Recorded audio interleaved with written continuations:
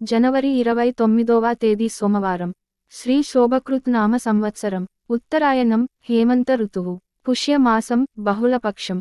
సూర్యోదయం ఉదయం 6:52 సూర్యాస్తమయం సాయంత్రం 6:05 తిథి చవితి.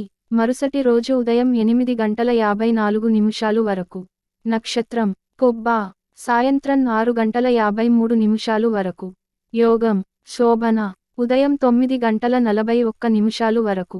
వర్జ్యం తెల్లవారుజామున 3:06 నుండి తెల్లవారుజామున 4:54 వరకు. దుర్ముహూర్తం మధ్యాహ్నం 12:51 నుండి మధ్యాహ్నం 1:36 వరకు. తిరిగి మధ్యాహ్నం 3:06 నుండి మధ్యాహ్నం 3:50 వరకు. రాహుకాలం ఉదయం 8:16 నుండి ఉదయం 9:40 వరకు. యమగండం ఉదయం 11:05 నుండి మధ్యాహ్నం 12:29 వరకు.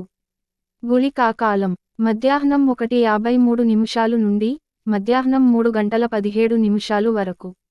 బ్రహ్మ ముహూర్తం తెల్లవారుజామున 5:16 నుండి ఉదయం 6:04 వరకు. అమృత గడియలు ఉదయం 11:44 నుండి మధ్యాహ్నం 1:32.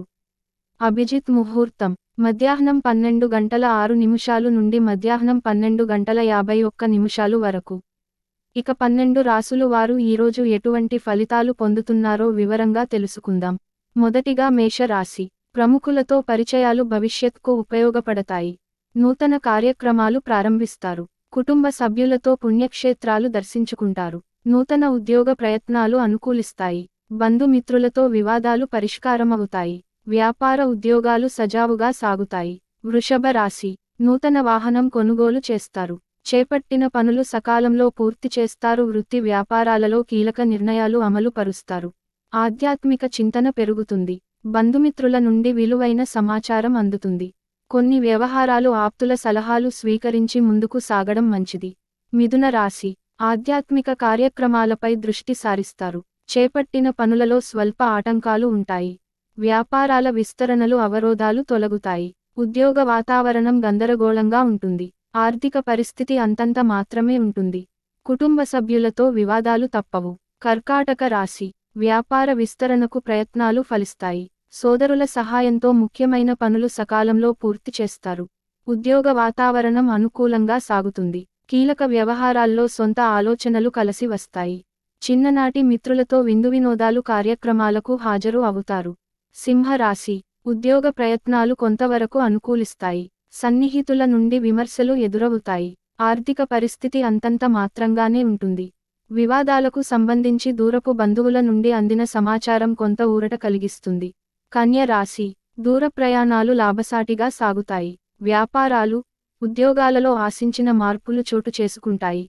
ఆర్థిక పరిస్థితి గతం కంటే మెరుగుపడుతుంది. ఆరోగ్య విషయంలో అశ్రద్ధ చేయడం మంచిది కాదు. బంధుమిత్రులతో వివాదాల పరిష్కార దిశగా సాగుతాయి.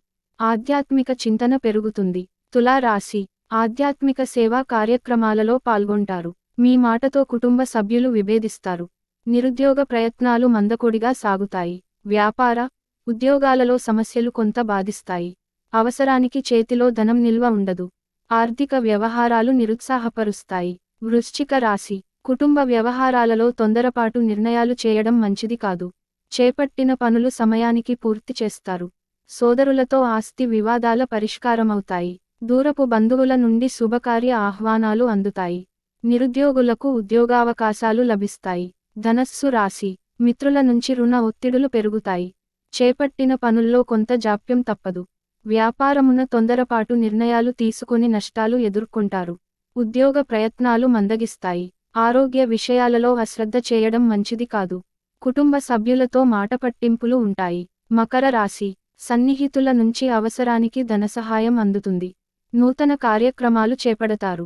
నూతన వ్యాపారాలు ప్రారంభిస్తారు. ఉద్యోగ వాతావరణం సంతృప్తికరంగా ఉంటాయి. విందు వినోదాది కార్యక్రమాలకు ఆహ్వానాలు అందుతాయి. ఆర్థిక పరిస్థితి మరింత మెరుగ్గా ఉంటుంది. కుంభరాశి. ఉద్యోగమన ఉన్నత అధికారులతో చర్చలు కలుస్తాయి.